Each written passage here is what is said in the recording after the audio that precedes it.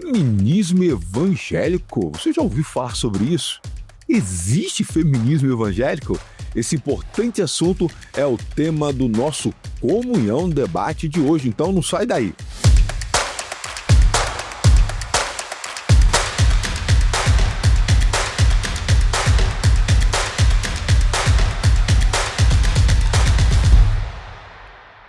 Nunca se ouviu falar tanto de feminismo como atualmente, nas redes sociais, em todos os lugares, nos debates entre amigos, mas também há uma expressão que tem surgido no meio desse debate: feminismo evangélico. Será que isso existe? Será que é possível ter feminismo dentro da igreja?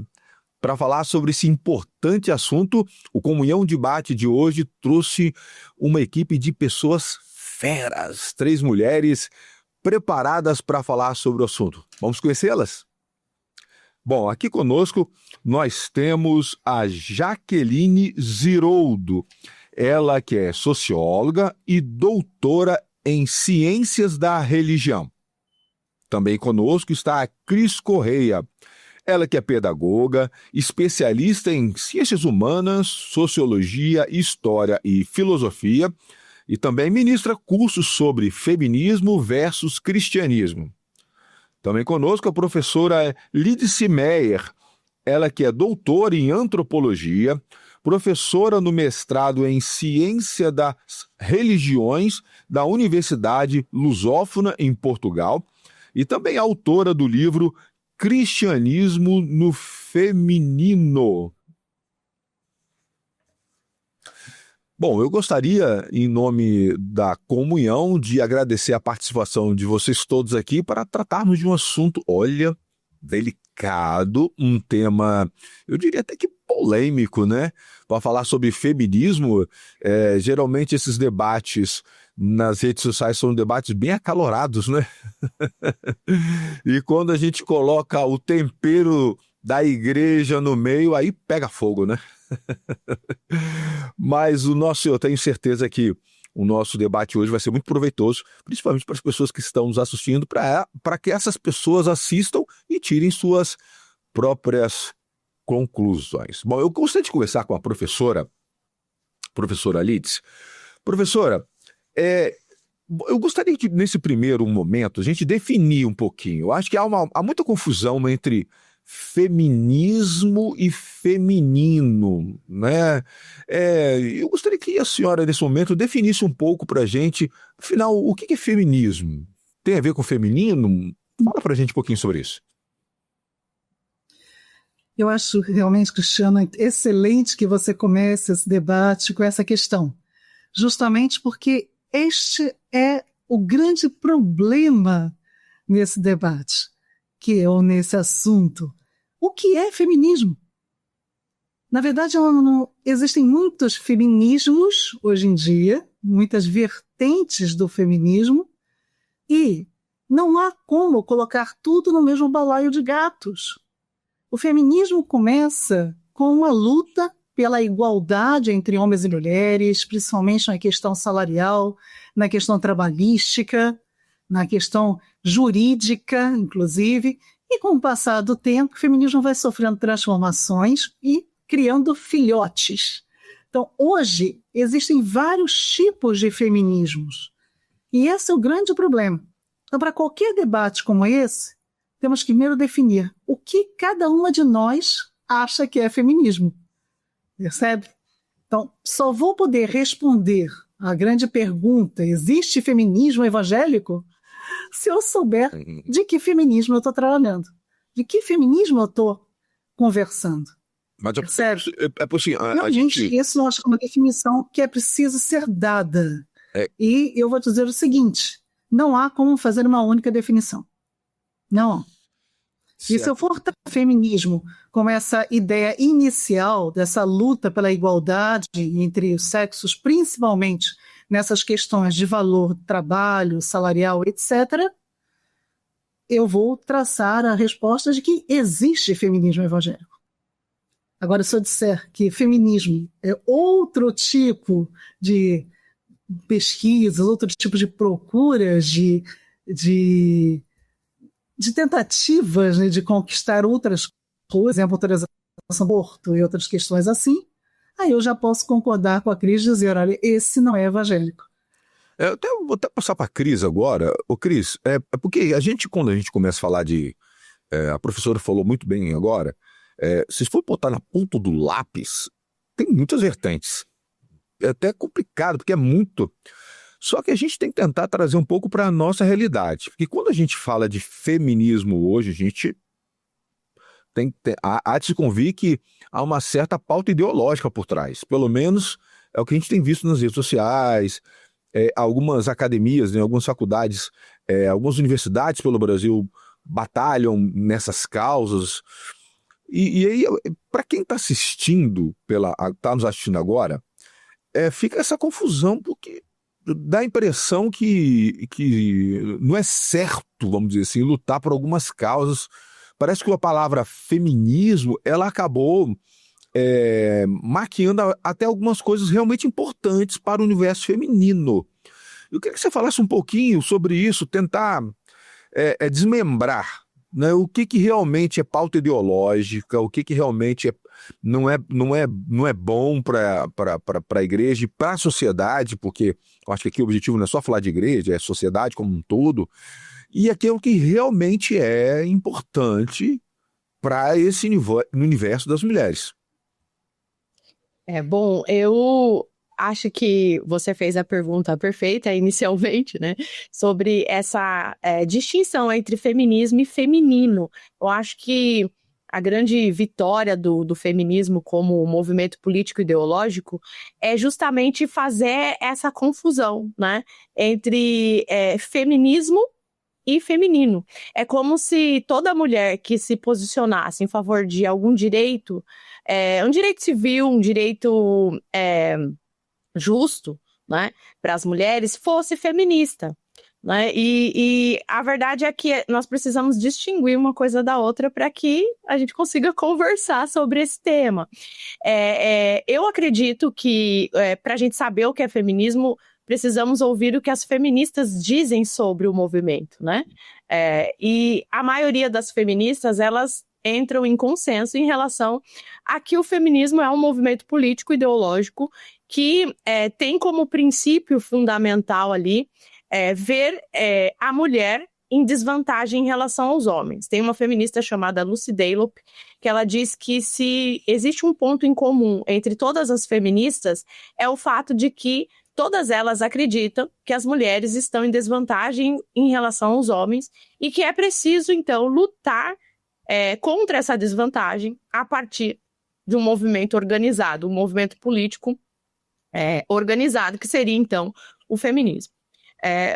Não teria problema se as bases filosóficas, as bases teóricas que sustentam esse movimento não trouxesse tanto aversão aos princípios cristãos, né? E é aí que começa a entrar o problema que eu costumo dizer que é um problema que está em segundo plano, né? Porque a maioria de nós vai entender o feminismo como um movimento que luta pelos direitos femininos, porque essa acaba sendo a propaganda que chega até nós. Mas as raízes teóricas, filosóficas do movimento, na sua essência, elas partem de um princípio que coloca na conta da igreja, do texto bíblico, a opressão feminina. Então, essa desvantagem das mulheres para as feministas, ela seria sustentada pelo texto bíblico e pela própria igreja.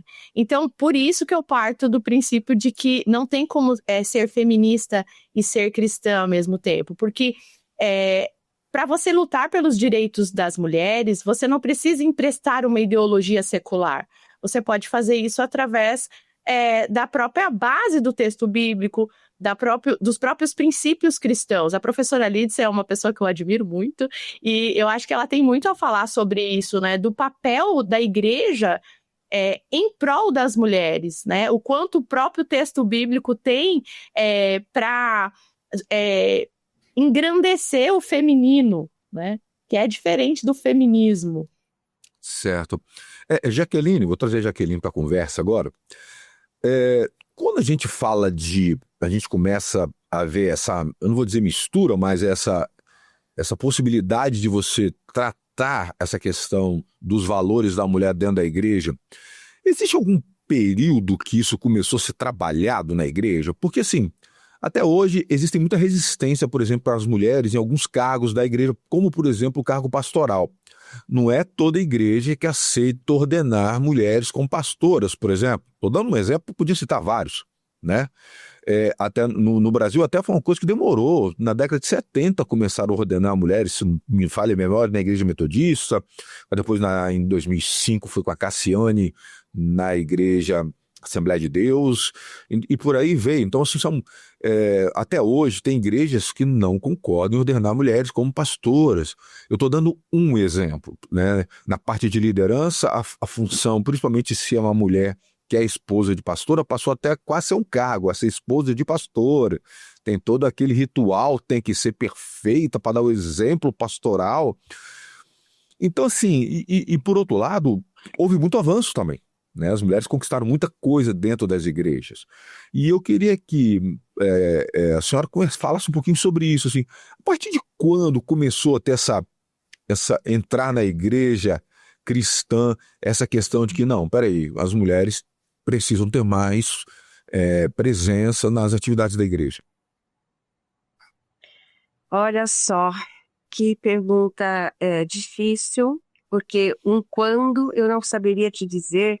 Eu acredito que, dependendo da denominação, essa discussão já está desde os anos 70, na ITI foi nos anos 90, em outros no começo de 2000, mas eu arriscaria dizer que desde os anos 80 e 90 isso está de forma bem mais latente.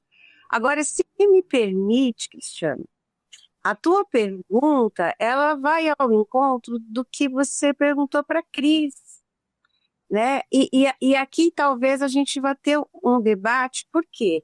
Porque a própria questão de discutir o papel da mulher na igreja está relacionado com a interpretação bíblica que se faz da mulher.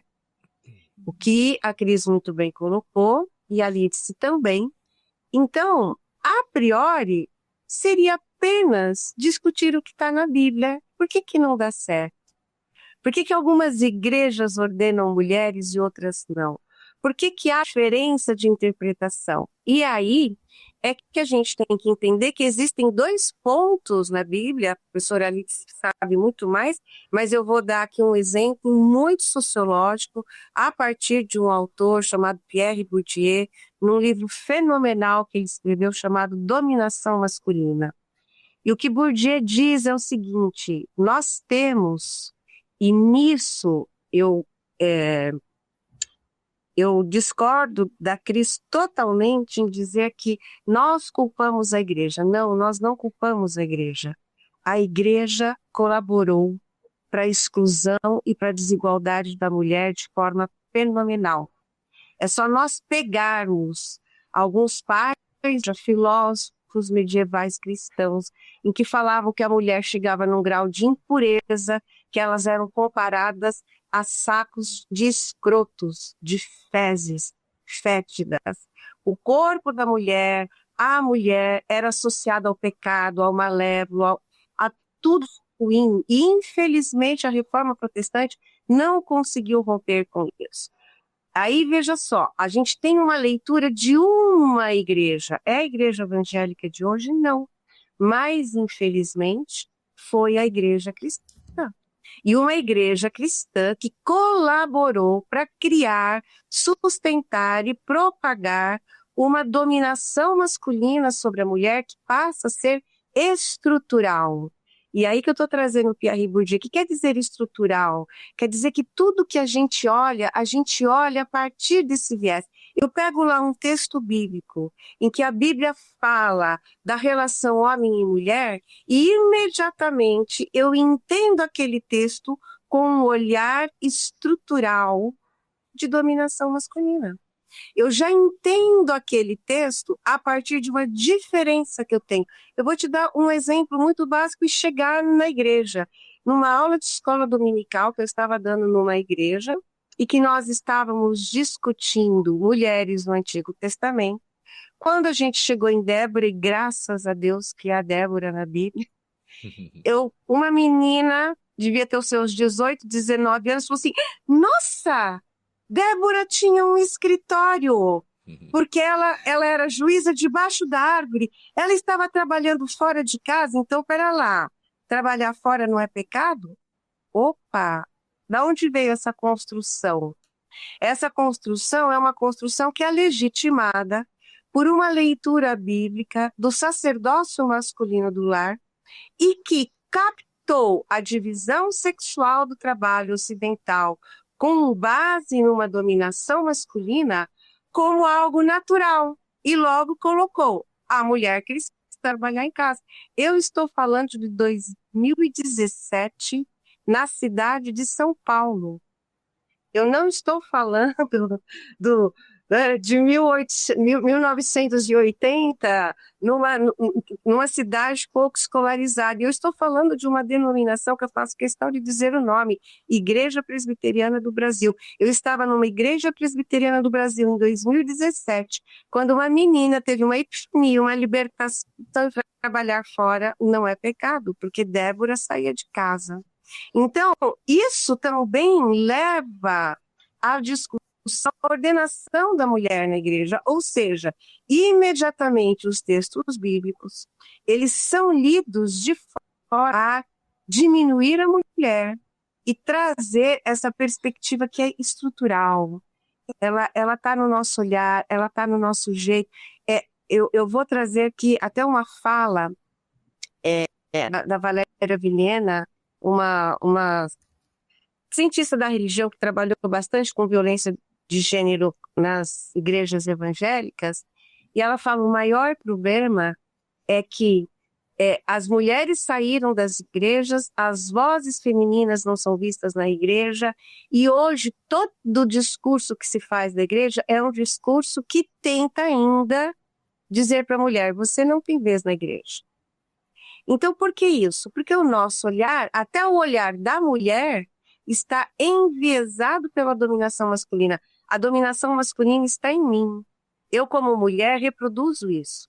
Então, muitas mulheres, querendo ser fiéis à Bíblia, querendo ser fiéis ao Evangelho, leem esse Evangelho de forma apressada e com as lentes do patriarcado e com as lentes da estrutura da nossa sociedade, que a igreja, inclusive, colaborou e que continua colaborando para manter tamanha desigualdade. Você percebe que é um terreno muito minado.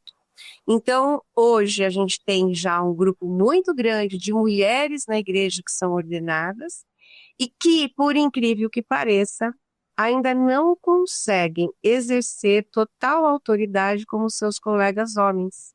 Eu já entrevistei muitas pastoras.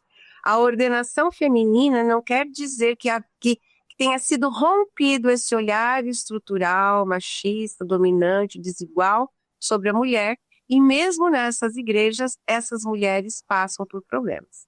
Agora, desde 2000 e pouco, isso já tem diminuído, mas é um debate ainda muito árduo, com muito chão pela frente. Professora Leitz, eu vou botar lenha nessa fogueira aqui. E eu vou deixar com a senhora essa batata assando. Porque a Cris, ela falou que as pessoas ficam culpando as igrejas, que não é bem assim. Já a Jaqueline, não. A Jaqueline falou que a igreja tem, sim, responsabilidade. Eu vou usar o termo aqui, eu acho que até machismo, talvez seja o termo, assim, de perpetuar esse tipo de machismo pela uma visão distorcida da Bíblia e que é pregada até hoje. Mas a igreja é feita de pessoas, não é?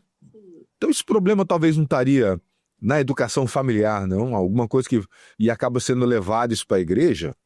Ou é a igreja que influencia a educação familiar e que automaticamente perpetua essa situação pela qual as mulheres passam nas igrejas hoje?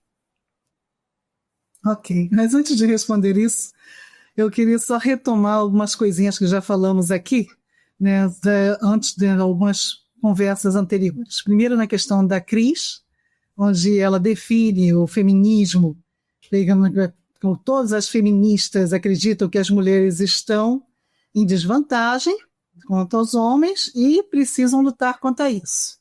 Isso coaduna perfeitamente também com o que a Jaqueline colocou. Perfeito. Agora, o que eu não concordo com essa questão de colocar todas as feministas no mesmo balaio? Nem toda feminista é contra a Bíblia.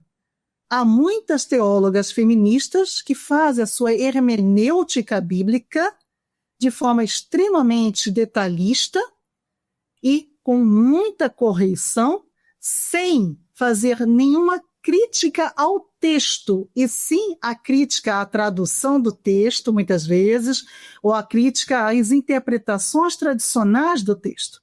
Por isso que eu disse que também temos que pensar nessa quantidade de feminismos.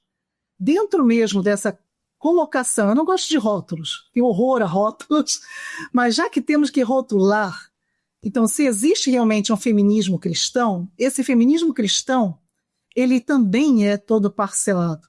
Então eu tenho aquele feminismo que a Cris trabalhou, que ela estudou e que ela colocou agora para a gente aqui, que é o feminismo cristão católico, que é diferente do feminismo cristão evangélico, e mesmo dentro do feminismo cristão evangélico, nós vamos ter aquelas pessoas, aquelas e aqueles, tá? Porque há muito homem também envolvido. A gente fica com essa ideia de que são mulheres que estão ligadas nisso. Não, tem muito homem também envolvido nessa mesma ideia, que é pensar a Bíblia como sendo um texto realmente patriarcal, um texto que sofreu muita modificação, um texto que não é verdadeiramente a palavra de Deus como deveria ser. Há, sim, pessoas que dizem isso.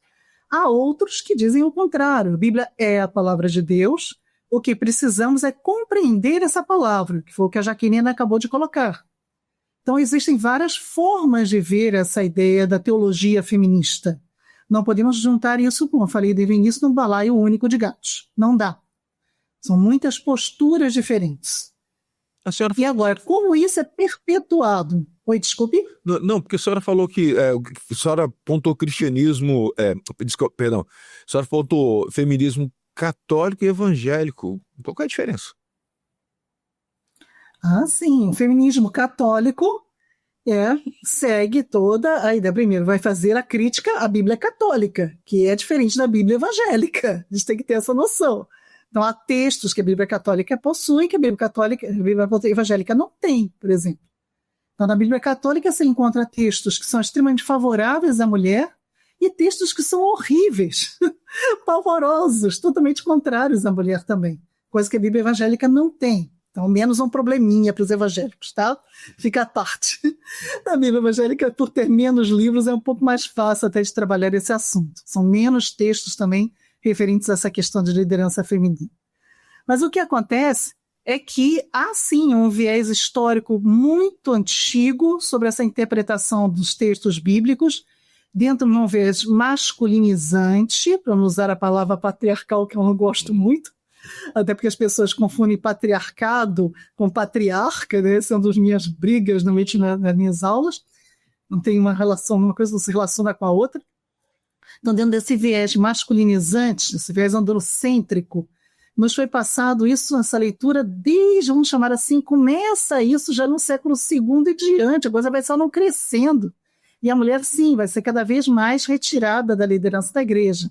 Então, se isso vem da família, que é a pergunta do Cristiano, acaba vindo, que se transformou em cultural. Hoje, essa leitura androcêntrica da Bíblia faz parte da nossa cultura ocidental, não só brasileira. A gente está acostumado com essa leitura, homens e mulheres, e por isso é difícil mudar até a cabeça das mulheres. Mas essa luta é antiga, viu, Cristiane? É muito anterior ao que a Jaqueline colocou. No século XIX, já com o movimento sufragista, isso poucas pessoas sabem, mas as sufragistas eram todas evangélicas. Então, se elas fizeram toda aquela luta do sufrágio, buscando os direitos, elas eram evangélicas.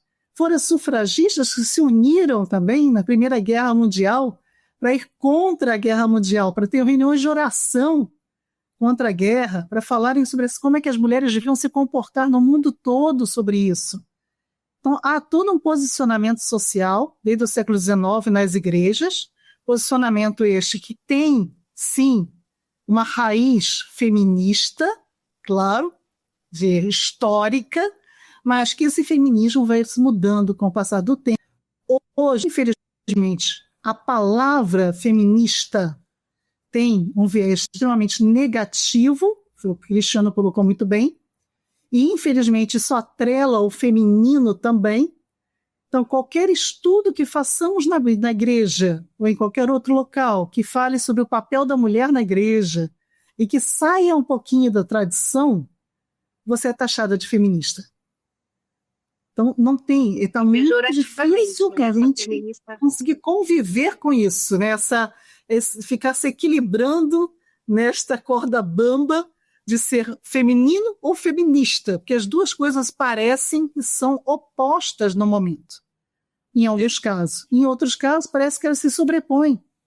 Então, você não pode nem estudar, como agora também a Jaqueline colocou, vamos estudar o papel de Débora. Como assim? Você já vai querer colocar na igreja, então, esses ideais feministas? Vamos estudar Maria. Que horror! Não, Maria para o Natal. Então, é muito complicado. Estamos vivendo uma época complicada, uma época que ela é feita baseada no desconhecimento, e o desconhecimento tem perpetuado muitos preconceitos, e a gente precisa realmente começar a estudar, a aprender coisas, e até mesmo fora das redes sociais, que é uma coisa que o Cristiano colocou aqui. E talvez as redes sociais estejam mais atrapalhando do que ajudando. Eu vou até aproveitar esse gancho da professora. Cris,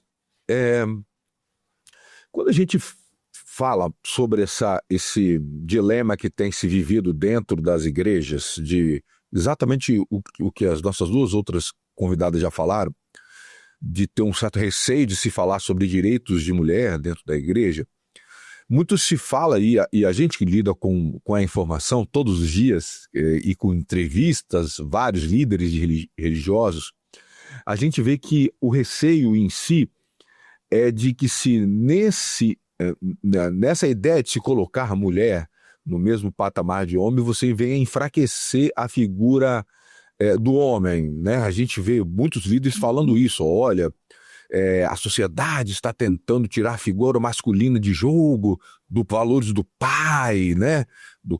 Da liderança masculina dentro do lar, e isso não pode entrar para a igreja. Você tem alguns movimentos aí, né? Que está tentando resgatar a figura masculina, o legado do homem. Você tem, né?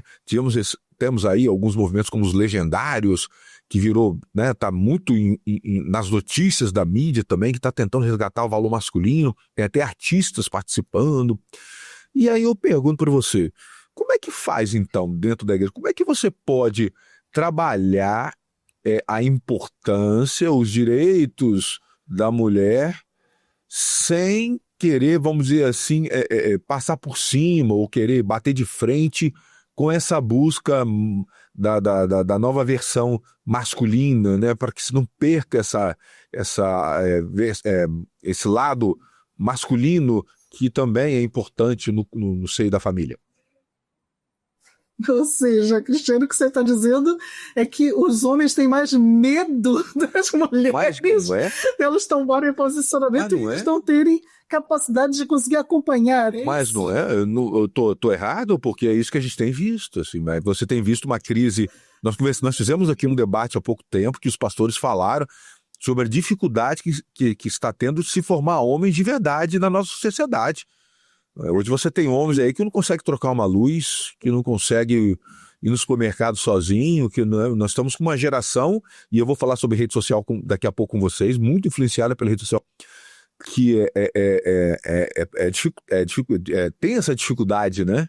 Então, realmente tem a ver. Eu queria saber, Cris, eu joguei, passei a bola para você. Tá com você primeiro, agora. Primeiro, eu acho que não é culpa das redes sociais, eu acho que esse é um problema bem mais antigo. Eu acho que isso é uma crise de identidade que assola aí o Ocidente já desde a Revolução Francesa, né, com essa crise do sujeito. Então, eu acho que essa problemática aí com o masculino, ela também atinge o feminino. Nós estamos vivendo uma era de crise de identidade mesmo. E eu acho que o homem, ele expõe mais, né, essa crise, talvez, porque se espera que o homem seja ali o o motor da sociedade no sentido de força mesmo, de braço, né? A própria Camille Paglia, que é uma feminista, ela fala isso, né? Que nós deveríamos agradecer aos homens porque a máquina da sociedade, né? A engrenagem social, ela funciona por causa da força bruta masculina, né? Isso é uma verdade inegável. E se os homens ficam menos másculos nesse sentido, né, no sentido bruto, de força bruta, de fato a sociedade perece. Se tiver uma guerra, nós vamos apelar para quem? Né? Para a força masculina, né? Isso é inegável. Então, eu acho que essa crise de identidade, ela não é culpa do feminismo, né? Eu acho que ela é fruto de uma proposta moderna, né? De uma proposta de um novo sujeito, um sujeito que quis se desenhar, se redesenhar, longe dos fundamentos e dos princípios que já estavam estabelecidos até então, né? Nós tínhamos ali a influência greco-romana e cristã também, e nós temos ali essa proposta moderna de um novo indivíduo, né? E eu acho que essa proposta de romper com as tradições e os fundamentos não deu muito certo, né? Nós chegamos aí no século XXI com uma grande crise de identidade, onde homens acreditam que são mulheres e mulheres acreditam que são homens. Então, acho que isso é muito claro, né? E eu não acredito que isso seja resultado das redes sociais. Eu acho que isso é resultado, sim, de uma sociedade que acreditou que a sua razão, né, acima de tudo, poderia trazer uma nova iluminação aos homens. Só que essa luz, ela realmente não teve força para iluminar, ao ponto de fazer com que os homens fossem melhores, e quando eu digo homens aqui, estou falando de indivíduos, né, no sentido de homens e mulheres. Essa proposta moderna de uma nova iluminação a partir da razão humana, ela não nos trouxe a liberdade que se esperava, ela nos trouxe uma crise de identidade. E aí eu quero fazer algumas considerações, se eu puder, em cima do que foi falado, do que a Jaqueline falou e do que a professora Lídice falou. Quero ser bem breve, assim, para não me estender, mas acho que vale a pena para deixar o debate mais rico. Eu queria fazer uma pontuação. Em momento algum, eu disse que a igreja não tem nenhuma responsabilidade em relação a qualquer problemática que possa ter atingido as mulheres. Eu só acho que a igreja ela não é a principal responsável por isso. Até mesmo porque, por mais que existam falhas dentro da comunidade cristã, ainda assim nós temos o fundamento que é a palavra de Deus. Ainda assim, nós temos o fundamento que é Cristo, né? A palavra está fundamentada em Cristo. E como a professora Lídice bem pontuou, essa visão androcêntrica, ela não é a visão cristocêntrica, que é a proposta bíblica, né? Mas ela também não pode ser ginocêntrica. Nós não podemos trocar o antropocentrismo pelo ginocentrismo, né? Nós não podemos trocar uma leitura bíblica de visão masculina por uma leitura bíblica de visão feminina, porque a Bíblia, eu acho que ela é muito rica nisso, e a própria Simone de Beauvoir reconhece isso. O texto bíblico, ele não traz uma leitura gênero específica, no sentido de que é uma leitura ou masculina ou feminina. O texto bíblico, ele traz uma igualdade que nenhum outro texto trouxe, onde ele coloca homens e mulheres como ou pecadores ou redimidos. Essas duas condições o texto bíblico nos dá. Ele não diz que a mulher ou o homem pode ser mais ou menos redimido, né? Ele diz que existem duas condições para o ser humano. Ou você é caído, estado de queda, né? Ou você está em estado de queda, ou você está em estado redimido pelo sangue de Cristo. Então, existem apenas essas duas condições. O texto bíblico, ele é muito rico porque ele não faz essa distinção entre homens e mulheres. Se houve esses problemas de distinção entre homens e mulheres, e eu não nego que houve, eu acredito sim que houve, foi por influências secular, assim como ainda é hoje, né? Você pega ali a discussão patrística, muitas vezes influenciada pelo pensamento grego, que não era um pensamento cristocêntrico, mas a gente também tem que levar em conta que era um desenvolvimento da própria igreja, né? A era medieval é uma era em que tinham poucos fundamentos ali bem estabelecidos. A igreja ela estava se desenvolvendo. E aí, quando você olha para o sentido do contexto geral, e aí eu vou trazer para os dias atuais para ficar um pouco mais com a nossa realidade, você pega um livro do sociólogo Juliano Speyer, que é um livro sem nenhuma conotação religiosa, é um livro de antropologia, de sociologia, onde ele traz esse comparativo, que mesmo diante de uma sociedade, como você colocou aqui, vamos dizer que a sociedade possa ter essa classificação machista, vamos dizer que a sociedade de fato exclua as mulheres, vamos dizer que de fato a sociedade olhe para as mulheres de forma diferente, como se as mulheres fossem menores do que os homens ou menos capazes. Ainda assim, nesse contexto de uma sociedade secular, onde exclui as mulheres, a igreja se destaca como um lugar onde as mulheres têm mais espaço de igualdade, principalmente nos contextos periféricos, onde as igrejas pentecostais, por exemplo, são mais ativas, né? Então, ele fez um estudo de campo onde ele faz esse levantamento que, inclusive, em relação à violência doméstica, que é um assunto importante de se falar, dentro dos contextos cristãos, dentro das comunidades cristãs, em comparação com o contexto geral, esses índices diminuem quando as famílias começam a frequentar as igrejas. Então, nós precisamos reconhecer o papel da igreja em contraste com o mundo caído. E é nesse ponto que eu discordo das feministas, porque as feministas, elas não veem a igreja e o evangelho como a solução. Elas muitas vezes colocam a igreja e o evangelho como o problema, o principal motor dessa desigualdade. E eu não acredito que isso seja justo de se colocar nas costas do cristianismo, quando, mesmo com falhas, mesmo com problemas, no decorrer da história, nós vemos que a igreja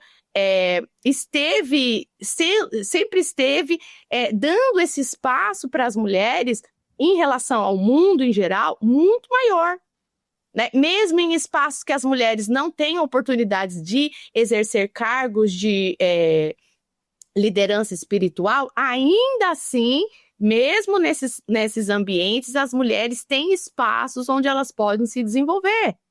Mas se você pega hoje as figuras políticas que são ativas no nosso contexto, né? Seja de viés de direita, seja de viés de esquerda, figuras que cresceram no seio das comunidades cristãs, as mulheres, elas têm uma facilidade de comunicação, elas têm uma presença de autoridade muito maior do que outras mulheres.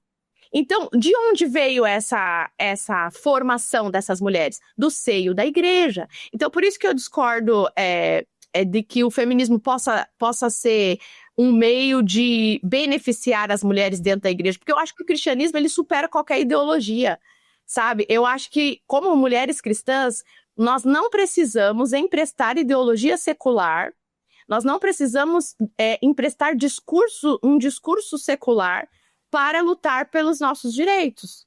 E aí eu vou fazer mais uma última pontuação, peço desculpa aqui por estar me estendendo, mas eu acho que é importante. A professora Alice falou sobre as sufragistas, né, de que elas eram todas feministas. Eu discordo com esse ponto, porque existiam sim as sufragistas que eram cristãs, que elas estavam preocupadas com reformas sociais, apoiadas na sua profissão de fé, porque acreditavam que a fé cristã, através da fé cristã, elas poderiam sim trazer uma certa purificação social no sentido de influenciar as pessoas, de mudar vícios sociais, né, a partir da pregação do evangelho. Mas também existiam feministas, sufragistas, que tinham viés feminista, raiz, revolucionário. Né? Então, a gente precisa fazer essa distinção do que é uma mulher feminista e do que é uma mulher cristã genuína. E eu acho que no decorrer da história, o feminismo tem se apropriado da voz feminina e transformando toda mulher que luta por reforma social em feminista. E isso não é justo, porque as próprias teóricas do movimento, elas deixam bem claro essa distinção. Para você ser feminista, você não pode ser uma reformista, você não pode buscar reformas sociais, porque o feminismo ele é um pouco além de reforma social, ele propõe uma revolução social, e isso não é de agora, isso é desde o início. O termo feminismo, ele surge no livro Musas da Razão.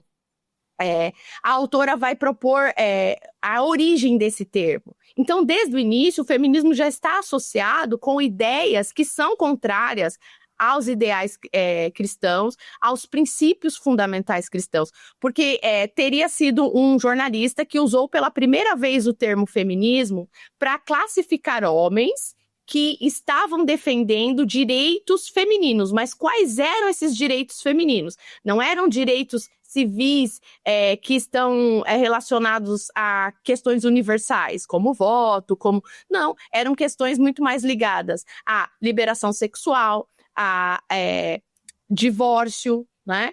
Então, dentro de um contexto que traziam direitos e valores que estavam em desacordo com princípios cristãos, né? Por quê? Por mais que ali, na própria Bíblia, já tenha o texto que fale sobre o divórcio em certas circunstâncias, né? Que o próprio Cristo diz que o divórcio acabaria acontecendo por causa da dureza do coração dos homens, coloca nas costas dos homens essa problemática do divórcio, né? Ou seja, já se discutia isso antes, né? Então, a discussão do divórcio dentro do contexto da Revolução Francesa, dentro do contexto revolucionário, ele vem com uma outra proposta, com uma proposta completamente diferente, uma proposta mais banalizada, uma proposta mais secular. Então, quando o termo feminismo surge, ele surge dentro desse contexto, num contexto de direitos que não são exatamente direitos universais civis, mas direitos muito mais ligados à sexualidade, muito mais ligado a uma ideia de emancipação, no sentido de ver o casamento como uma prisão para a mulher. Então, a gente precisa dar uma avaliada nessa questão para que a gente, muitas vezes, não tenha um apego ao feminismo, de um feminismo idealizado que, na verdade, nunca existiu. Então, o meu posicionamento pode parecer um pouco mais radical, mas é porque eu parto desse princípio de estudar as raízes ideológicas do movimento. E quando eu busco as raízes ideológicas do movimento, por mais que ele se apresente em várias vertentes, ele sempre vai beber de uma mesma fonte fundamental, que ela tem um viés revolucionário. E esse viés revolucionário é sempre numa posição antagônica aos princípios cristãos. Tá certo. Agora, só antes de eu passar para Jaqueline, eu queria só pedir a vocês a gentileza com relação para a gente poder dosar um pouco as perguntas, tá bom? O tempo, a gente tem um reloginho aqui e ele tá correndo assim, rápido. Então, assim, daqui a pouco eu vou precisar encerrar o debate e senão eu não consigo passar tudo que eu preciso abordar com vocês, tá bom? Então, eu vou pedir só essa gentileza. Cris, obrigado. Cris, você deu uma aula, foi ótimo. Eu preciso só para vocês darem uma administrada no tempo das respostas, senão a gente não consegue aproveitar na hora de editar, tá certo? Só nesse sentido aí. Jaqueline, e agora fica assim, como que a mulher, então, ela pode, agora eu já estou trazendo para dentro da igreja, tá? Como é que a mulher, então, ela pode lutar pelos seus direitos dentro da igreja, e aqui eu não quero falar de religião, eu estou falando da igreja como um todo, sem ao mesmo tempo se passar por feminista? Tem como fazer isso? Porque parece que quando a mulher vai lutar pelos seus direitos, ela já é taxada como feminista, né? Como fazer isso dentro da igreja sem ser taxada como feminista? Tá, Cristiano, aqui é um problema que eu sou radicalmente contra o discurso colocado aqui. Então, taxada de feminista não é pejorativo, porque há um processo sociocultural e histórico que a Cris não colocou. Não dá para a gente pegar as bases de um pensamento e transportar para o pensamento atual. O feminismo tem, sim, muitas vertentes. Eu conheço inúmeras mulheres evangélicas que lutam pela igualdade de direito, e que estão dentro da Bíblia. E eu considero que um país com grau de feminicídio como o nosso, a igreja deixar a palavra feminismo, ela está teologicamente cumprindo o contrário do que ela prega, que é a igualdade. Por quê? Porque num país como o nosso, nós não podemos ficar, desculpa a expressão, com mimimi ideológico. Vamos falar de gênero, vamos falar de feminismo, vamos falar de machismo, deixa as pessoas falarem, vamos ressignificar os conceitos a partir dos locais onde nós estamos. Então, primeira coisa, se alguém chegar e falar, vamos falar de feminismo, vamos, de que feminismo você fala? Vamos falar do que o feminismo se tornou, vamos falar que eu, Cris e Lixi, podemos estar aqui por direitos conquistados. Podemos falar na igreja por direitos conquistados. Não dá para colocar tudo no caldeirão de bruxas. Eu tenho muito medo dessa generalização dos movimentos que hoje tendem a ser cada vez menores. E a gente tem que entender o universal no contextual. No contexto brasileiro e de igreja brasileira, conheço o Speyer, ele tem um observatório evangélico, ele realmente escreveu bastante coisa, mas há controvérsias sobre esse número de mulheres. Ao contrário, né, já foi colocado em mais de 40% de denúncias de violência doméstica contra as mulheres ocorrem em lares evangélicos. Se a igualdade na Bíblia, que é pressuposto cristão, estivesse sendo exercida, eu diria que nem feminismo nós precisaríamos ter. Por quê? Porque a igualdade das mulheres estaria ali. Teria um outro movimento, teria busca por outras coisas, por liberação sexual. Tudo bem, a gente teria N outras coisas.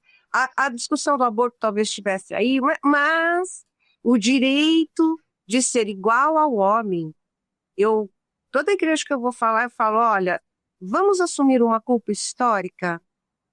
A igreja cristã tem a fórmula, Cristo tem a fórmula, homem e mulher os criou, nós somos imagem e semelhança de Deus. Quando eu tento resgatar essa questão, até te responder, de como que é a mulher estar na igreja e ser tratada igual, eu vou para a antropologia bíblica. Maravilhosa, homem e mulher. Deus criou homem e mulher, Deus deu um propósito. Aonde é que começou a existir o governo do homem sobre a mulher? Gênesis 3. Foi plano de Deus? Não, foi maldição. Gente, vamos dormir com isso. Foi maldição. E desde que o mundo é mundo, essa maldição se perpetua. Mas com o segundo Adão, Cristo, é que a gente rompe a maldição porque ele se fez maldito e a gente busca resgatar o propósito de homens e mulheres serem parceiros. Então, toda vez que eu tento trazer... Vocês estão me ouvindo? Sim.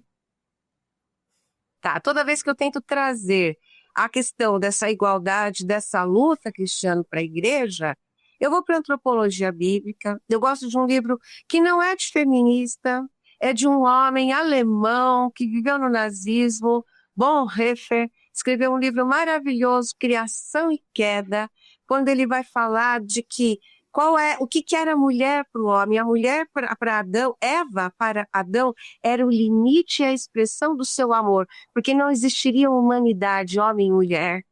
Percebe? O que seria a humanidade, homem e mulher? E com a queda, aquilo que era a extensão do amor e o limite do exercício da humanidade se passou a ser domínio, poder, controle ou aniquilação. A desigualdade de gênero, ela está aí desde que o mundo é mundo por isso. Então, como que a gente trata isso na igreja? Primeiro que eu não tenho problema de ser taxada de feminista, volto a falar, é importante a gente discutir conceitos e ressignificá-los. Mas uma forma que a gente pode discutir isso sem sequer falar de qualquer movimento é ir para a antropologia bíblica e falar qual foi o propósito de Deus na criação de Adão e Eva. Fica esse livro para vocês lerem, Criação e Queda. Quem quiser vai lá e bebe ali de Bonhoeffer, né?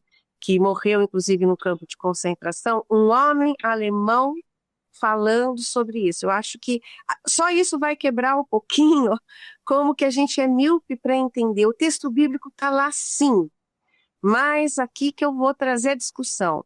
Ele não foi colocado em exercício de tal forma que o cristianismo histórico, e aqui a gente tem que separar a igreja, como você bem falou, Cristiano, de sujeitos, os cristãos, da igreja cristã. A igreja cristã não anunciou essa igualdade, ao contrário. E aí essa igualdade ficou... Então eu não acho que nós pegamos uma ideologia secular, eu acho que nós falhamos com o mundo enquanto igreja, porque nós tínhamos toda a condição de mostrar para os gregos, para os romanos, para quem viesse, olha, em Cristo não há nem homem nem mulher. Ok? E nós não fizemos isso historicamente. É isso, obrigada. Tá certo. Professora Lídice, trazendo para esse contexto da igreja evangélica agora, não só uma igreja específica, mas o contexto da igreja evangélica como um todo, como é que eu consigo, então, diferenciar, como é que se faz para diferenciar pautas sociais, pautas necessárias para a mulher desse feminismo? Porque, assim, o objetivo aqui também é trazer esclarecimento, clarear para as pessoas que estão nos assistindo. Uhum. Então é importante também dizer, como já foi colocado aqui, inclusive, que realmente há pautas que são necessárias para as mulheres. Isso é inegável. Há muitas coisas, né? O Brasil é um país machista, nós temos uma alta taxa de feminicídio, a Lei Maria da Penha recentemente completou 19 anos, e há muitas conquistas pela frente, foram conquistadas algumas coisas, mas você ainda vê taxas muito altas. Você vê um problema recente que nós temos trabalhado também com relação às meninas, com relação à erotização infantil, pega muito essa questão das meninas também. Então, nós vivemos num mundo muito complicado hoje. Então, como é que a igreja consegue debater temas importantes, pautas importantes para as mulheres, sem entrar no viés do feminismo? É possível isso? Como é que você consegue identificar isso e trabalhar isso? Pegando já o gancho tanto da Cris quanto da Jaqueline, vamos lá. Primeiro, com a questão da Cris, falar justamente que se o feminismo começa como uma ideologia, e a Cris colocou uma coisa muito ligando homens a essa ideia de feminismo, podemos já dizer então que quem criou o termo e quem aplicou o termo não foram as mulheres. Começa por aí. Então, rótulos que foram colocados sobre as mulheres. E como disse a Jaqueline, precisamos ressignificar isto. Primeira questão, eu acho, esqueçam a palavra feminismo. Esqueçam a palavra feminista. Vamos falar sobre como a Bíblia fala sobre homens e mulheres. Vamos reler Gênesis 2:27, como a Jaqueline colocou muito bem aqui. Vamos perceber que o texto que a Cris colocou sobre divórcio, Jesus, na verdade, aponta para Gênesis 2:27, fala, era para ser assim.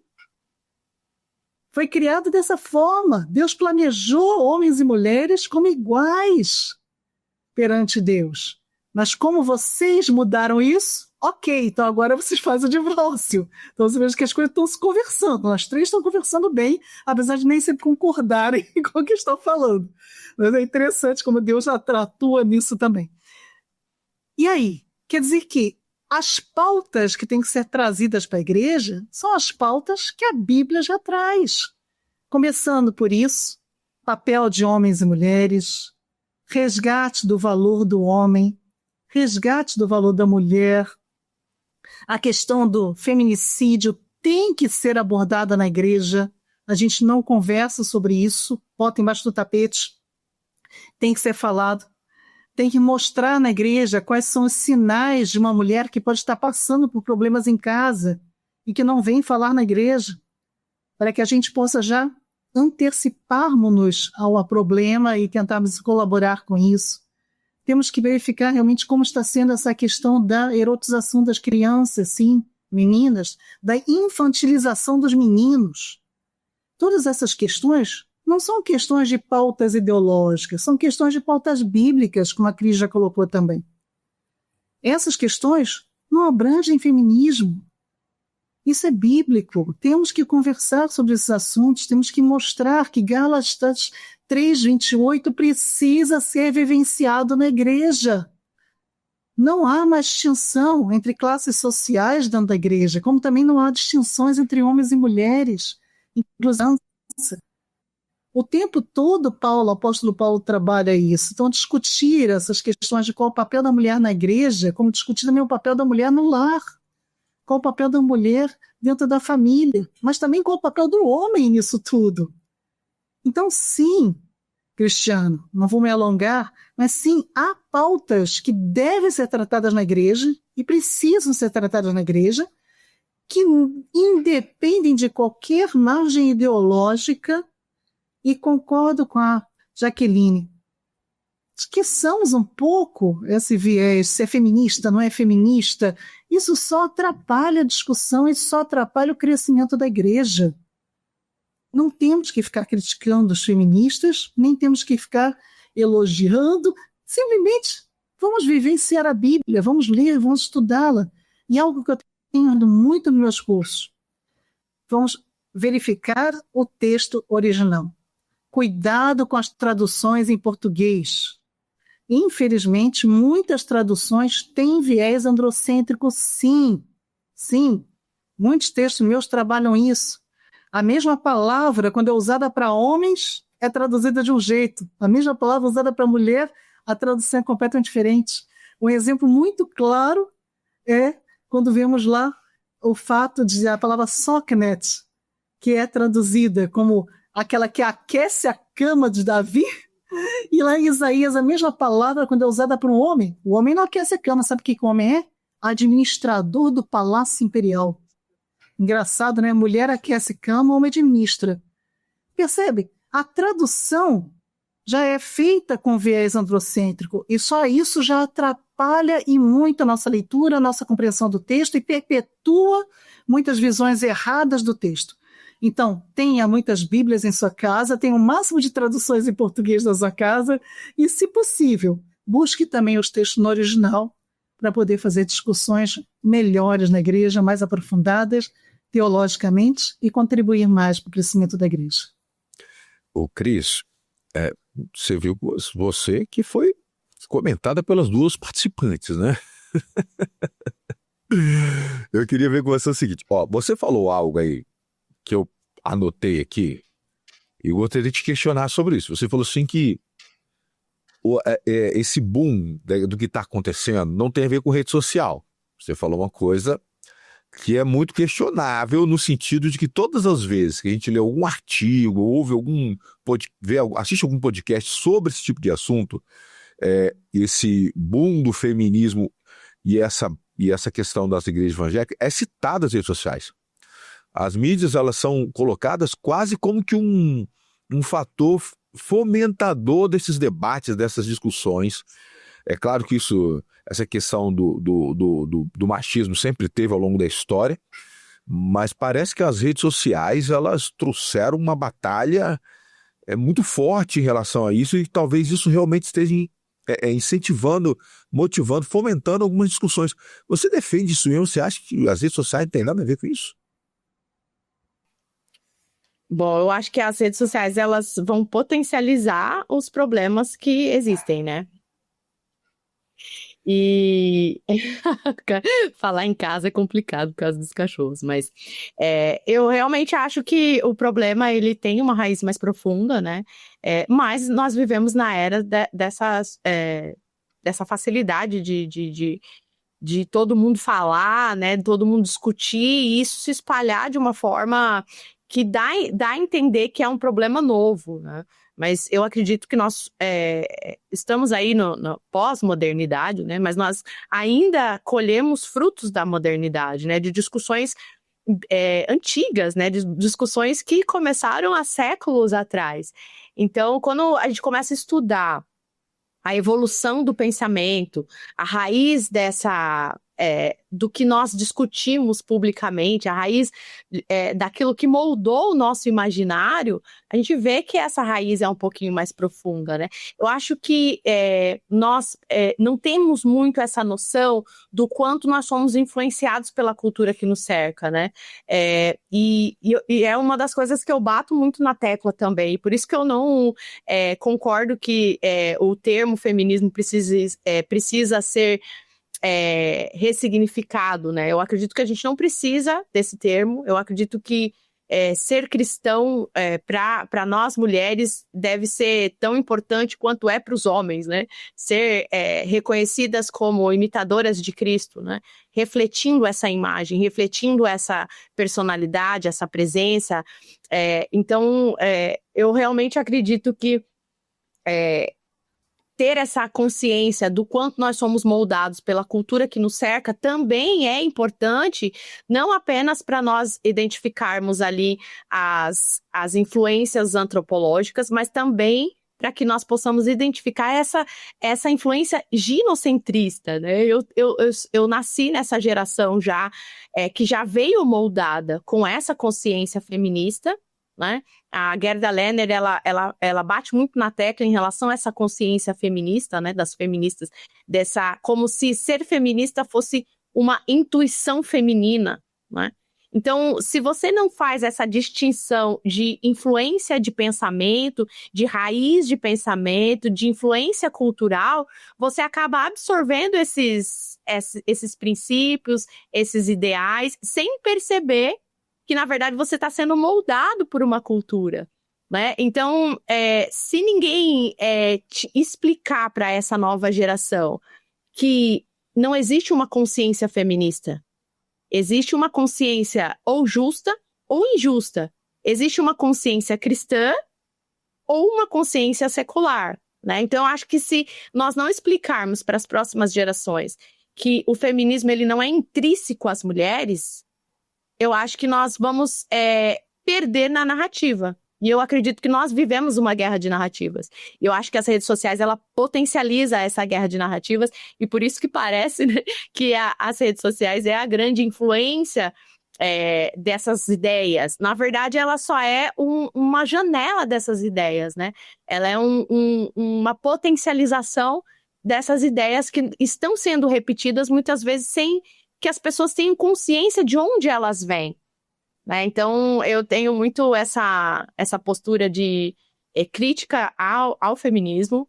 Eu me posiciono como uma pessoa... Eu sei que não é fácil.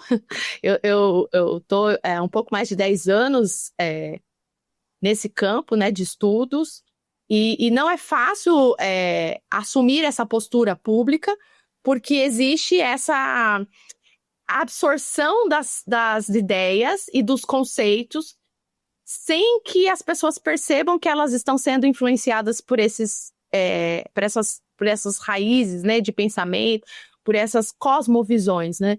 Então eu acho que é importante esse tipo de debate, esse tipo de conversa. Eu respeito muito as duas que estão aqui, né? São pessoas que se mostraram bem conscientes daquilo que defendem também, mas eu insisto em me posicionar aí que eu não concordo com essa ressignificação dos termos. Certo. Ô, Jaqueline, a gente está entrando nessa parte, na reta final agora do nosso debate, e a gente falou muito da igreja, a gente falou muito, fala vários conceitos aqui. Eu queria trazer agora nessa reta final para dentro da família. Okay? Como é que as famílias podem trabalhar essa questão? Eu não vou nem usar o termo feminismo aqui agora, não. Eu vou falar aqui valorização da mulher. Como é que a família pode trabalhar isso dentro de casa, com os filhos, com os netos, com a esposa, com o marido? Como é que pode ser trabalhado isso dentro de casa? Para que haja essa valorização da mulher em todos os aspectos. Eu não estou falando aqui só questão para se combater o feminicídio, não. Estou falando em todos os aspectos, social, humano, profissional, religioso. Como é que a família pode trabalhar essa questão desse respeito e dessa igualdade? Como é que a gente pode fazer isso? Isso dá uma disciplina no mestrado, vamos lá. Em primeiro lugar, eu sou estruturalista genética, aqui minha concepção, a partir de uma linha lógica, e sigo a linha do Bourdieu, e aí eu vou falar de hábitos primário. O hábitos é essa predisposição de enxergar o mundo. É mais forte de uma cosmovisão, e que se aprende pelo testemunho. Vou trazer um evangeliquez aqui, né? Como é que você adquire um hábito? Você adquire um hábitos, né? A partir de experiência, de vivência, de contato. Daí, portanto, que a família é considerada realmente aquela instituição que dá esse primeiro hábitos, que confere esses primeiros valores e que, quanto mais forte forem enraizados essas primeiras socializações, mais difícil será de se perder ao longo do caminho. Né? A Bíblia é corretíssima, educa a criança. Né? E se a gente for pegar aqui, estou falando aqui como uma pedagoga, mas se a gente for pegar, inclusive, os psicólogos, os pedagogos, Piaget, a gente vai por aí, a gente vê todo o princípio da primeira infância, né? Como é que, pelo exemplo, você consegue educar, como é que uma criança consegue imitar seu pai, sua mãe, seu irmão mais velho, etc. Então, a primeira coisa é que a construção da valorização da mulher, ela não pode nunca, não deu tempo de eu falar isso aqui, porque está bem quebradinho, a gente acaba não conseguindo fechar e é tudo bem, é assim mesmo. Mas uma das coisas que a gente tem que aprender é que a discussão, ela não pode ser só da mulher, porque é relacional.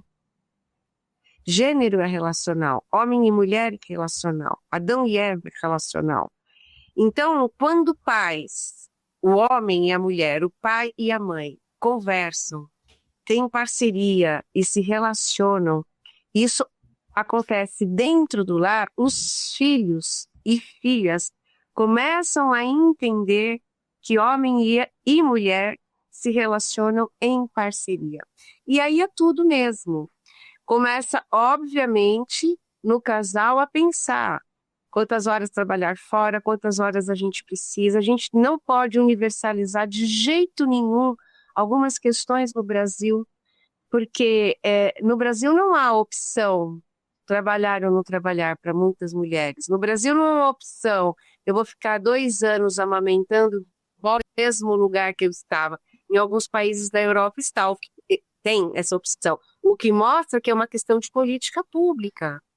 Não é só fazendo um gancho, isso é legal da igreja, ao invés de ficar falando, feminismo presta, não presta, vamos fazer, tudo que a gente está discutindo aqui, vamos lutar para que as mulheres tenham uma licença maternidade digna, para que as mulheres não percam a sua ascensão profissional por serem mães. Quando a gente faz isso, a gente melhora a condição estrutural política da sociedade. Então, fecha o parênteses, nem toda casa consegue conversar numa boa sobre isso. Às vezes, mulheres e homens têm que deixar e terceirizar o filho, e isso não depende do que a gente quer. Mas ensinar para a criança que papai e mamãe são iguais, que papai e mamãe é que decidem pela vida dela, que papai e mamãe são parceiros em tudo, mesmo que tenham tarefas divididas, é a primazia de tudo, né? E com certeza a gente está falando da construção de um masculino dentro dessa casa. Porque quando a gente fala de uma família que valoriza a mulher, a gente está falando de um masculino que não tem medo dessa valorização. A pergunta que você trouxe aqui foi fantástica. Olha, os homens, alguns pastores estão reclamando, e eu pergunto, que masculino é que está com o problema? Porque se for a masculinidade tóxica, amém, que ela seja toda desconstruída, ok? Por quê? Porque há um masculino que se faz exatamente na valorização da mulher, como há um feminino que se faz exatamente na valorização do homem. Nós não temos que lutar apenas pelos nossos gêneros, nós temos que entender que eles são relacionais. Essa valorização da mulher, que precisa historicamente ser feita, começa a ser criado com uma valorização de um masculino que não seja tóxico, que não seja dominante, que não... Pronto, está feito. Difícil? Nossa, Cristiano. É um exercício de desconstrução e que todo casal precisa sentar e traçar isso de forma intencional. Se eu puder dar um conselho para homens e mulheres que querem criar filhos, e é assim, você tem que ter intencionalidade, porque quando a gente menos vê, a gente está reproduzindo tudo. A Cris mesmo falou, estamos reproduzindo e nem sabemos que estamos, sem dúvida. Então, há de ter uma intencionalidade no casal que queira criar filhos debaixo de uma nova masculinidade e de uma nova feminilidade, que sejam parceiras, correlatas e que percebam a dependência um do outro. Nós não somos autônomos, nem mulheres, nem homens, né? É isso. Olha, é um assunto que dava para fazer uma série. Parte 1, parte 2, parte 3, porque a gente começa a falar e o assunto é realmente muito profundo, mas nós chegamos ao final. Eu vou passar para as considerações finais, para que cada um de vocês faça sua consideração e em seguida nós vamos encerrar. Então nós vamos conversar com a professora Litz para que faça as suas considerações finais. Agradeço essa oportunidade de estar aqui na comunhão. Convido todos aqueles que estão nos assistindo a lerem na comunhão, inclusive procurarem os meus artigos na comunhão. Lá você vai conhecer um pouquinho também sobre alguns temas relacionados, como, por exemplo, patriarcado e patriarca, poder diferenciar essas questões. Vamos descobrir um pouquinho também sobre as questões de feminismo, que também tem trabalhado uma coisa ou outra relacionada a isso também. E sobre principalmente o papel da mulher na igreja, o papel da mulher na família. Tudo isso você vai encontrar artigos publicados na revista da Comunhão. Podem também visitar o meu site no www.litzmeyer.pro, onde você vai encontrar também mais ainda, não só as referências todas da Comunhão, como também outros artigos em outros locais, jornais e também até mesmo cursos, palestras, que talvez te interessem para aprofundar mais essa questão sobre a mulher na igreja e a mulher na família. E o meu desafio é: procurem entender melhor esse assunto. Não fiquem só nas redes sociais, só nos influencers, mas pesquisem livros, leiam, procurem saber melhor do que se trata essa história de feminismo, antes de já começar a bater de frente e achar que é uma coisa demoníaca. Descubra que realmente existem várias posturas, várias formas de ver isso. E esteja aberto ao diálogo. Nunca demonize imediatamente sem estar aberto ao diálogo. Converse. Procure saber das pessoas também. Como disse muito bem a Jaqueline, existem muitas teólogas feministas, existem teólogas não feministas, como existem teólogos pró e teólogos contra. Leia de tudo e retenha o que é bom. Ok, agora vamos passar para a Cris, para suas considerações finais. Eu quero agradecer a oportunidade, né, de estar aqui e dizer que se você tem curiosidade de conhecer um pouco mais sobre esse antagonismo entre feminismo e cristianismo, eu costumo dizer entre fé e ideologia, você pode me procurar pelas redes sociais, é @CrisMarinaCorreia. Eu tenho uma plataforma de cursos também chamada Secrets, onde eu apresento vários grupos de estudos, cursos, onde a gente se aprofunda aí nessa questão, tanto da história do feminismo, na origem, no desenvolvimento da filosofia, teoria, ideologia, e também os pontos fundamentais em que o feminismo antagoniza com o cristianismo. Eu tenho 2 capítulos publicados em livros, né, da minha amiga Ana Campanholo, deputada Ana Campanholo. Um se chama Guia de Bolso contra Mentiras Feministas, é um livro bem curto, com respostas rápidas sobre as principais dúvidas em relação a algumas questões que nós estamos acostumados a achar que devemos ao feminismo.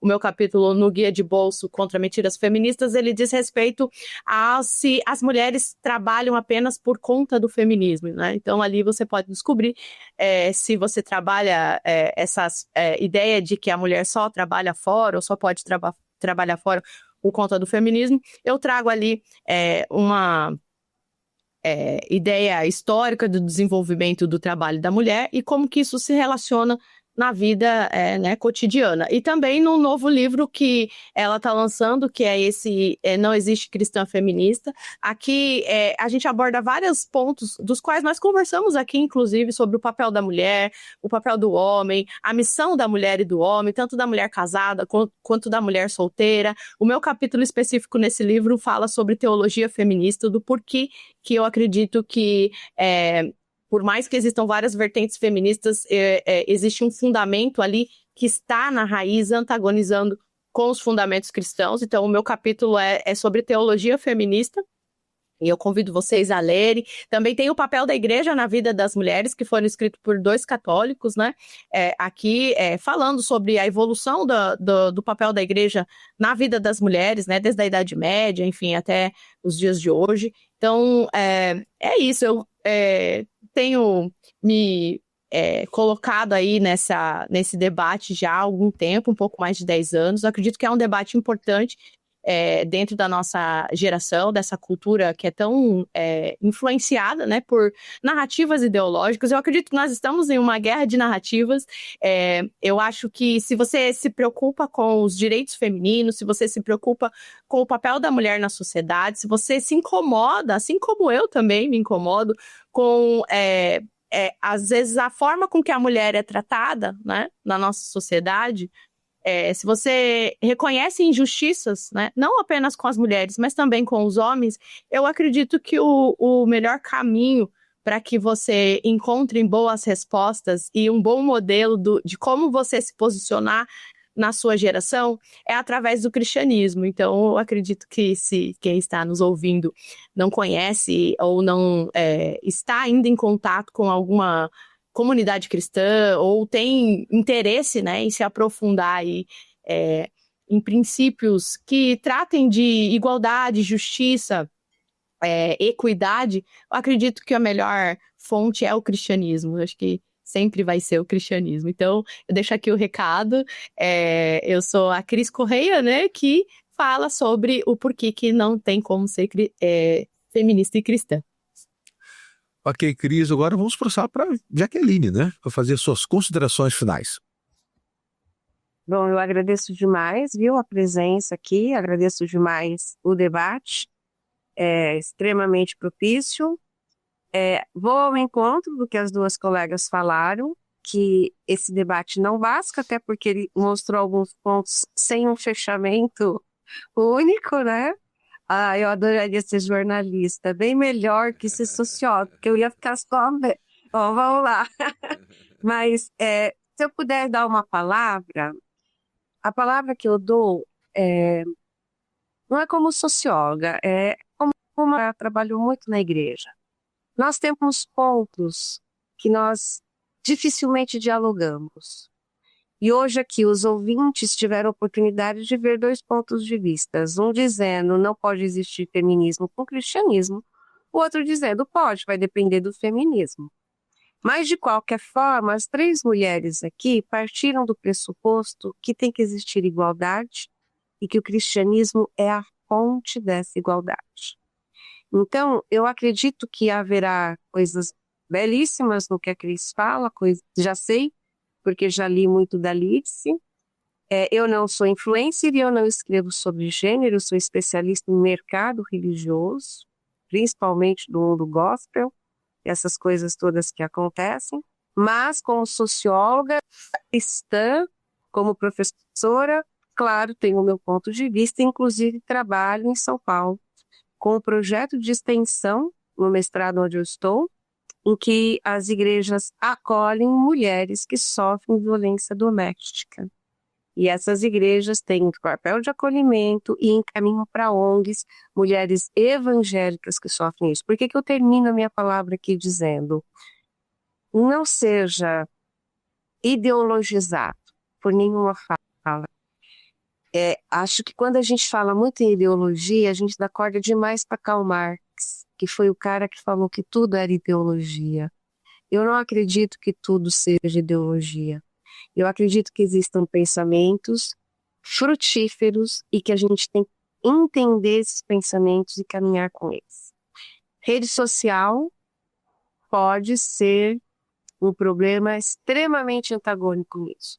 Tudo que aparece na rede social carece de ser analisado. Então, que haja uma análise liberada, porque eu acho que assim, quem não gosta de feminista não vai ver o que se escreveu, o que ela falou. Quem gosta não vai ler o que Cris falou. Não, eu acho que a gente tem que tentar entender o ponto em comum, perceber que o cristianismo é a fonte da nossa igualdade, tirar esse discurso de ideologia, tirar dos nossos ombros e ouvir tudo, ler tudo, reter o que é bom em comparação à Bíblia. Mas, volto ao começo da minha fala, mesmo que a gente não chegue a tantos lugares comuns como nós quisermos chegar, a água que nós bebemos é a mesma e ela se provou hoje aqui dizendo: homens e mulheres são filhos e filhas de Deus, criados à sua imagem e semelhança. Pega isso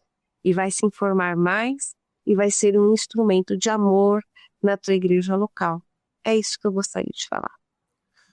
Ok, olha, em nome de Comunhão, eu gostaria de agradecer a participação de todas. Foi mais do que um debate, foi uma verdadeira aula. Muito obrigado, Deus abençoe o ministério, o trabalho de vocês, tá certo? E agora eu quero me dirigir a você que nos assistiu até agora. Muito interessante. Você concorda? Você acha que tem feminismo evangélico ou não? Bota aí nos comentários a sua opinião. Aliás, eu vou além. Clica, curte, compartilhe para que outras pessoas também possam ser abençoadas por essa mensagem. Muito obrigado e até o próximo Comunhão Debate.